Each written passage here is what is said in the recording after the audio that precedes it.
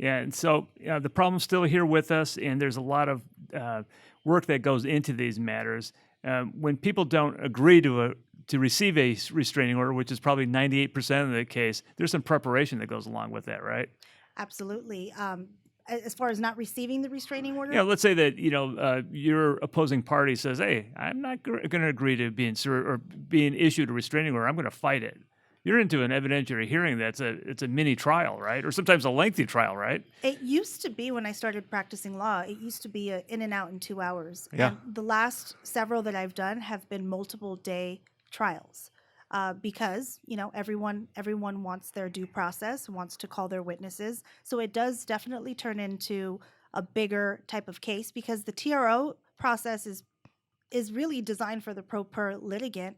It's paperwork in and out. They almost always get granted, but all of the work comes with the evidentiary hearing that happens about 3 weeks later. Yeah, So there's a short period of time to prepare in a lot of cases because there's a statutory uh, right to have your hearing done quickly, right? that's right. Don, and I also want to mention on one of our last points is I think the research is evolving and changing. So once upon a time, people would say, "Oh, well, you're not really scared of him." In fact, when I started practicing law 12 years ago, one of the things we would often say is, "Oh, well, if you want a restraining order, then why is it that, you did this, that, and the other? Why is it that you guys went on a family vacation? And why did you guys go to dinner?" I think the family law attorneys and the judges are catching up to the psychological research behind domestic violence and the cycle of abuse. So I think those arguments are now less persuasive as we're understanding that individuals don't report.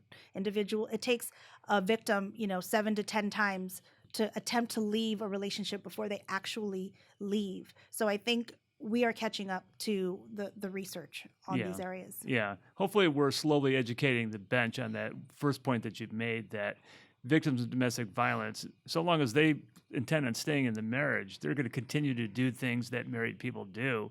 And I hate when we hear the argument that she or he's not fearful because, look, they were out to dinner, after the alleged incident, or they were having sex.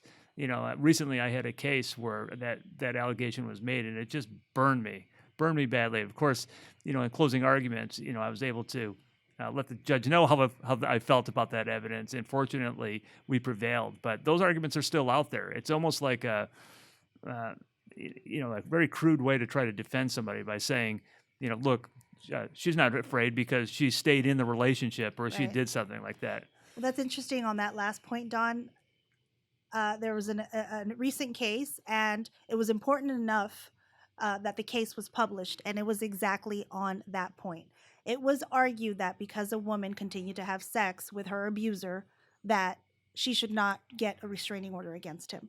The published opinion, which is now law, says that there was a pattern of abuse. There was a cycle, and part of that cycle was, reconciliation, sex, and then the cycle continued with another fight and another domestic violence. So that is now something that we can cite and talk to the courts about.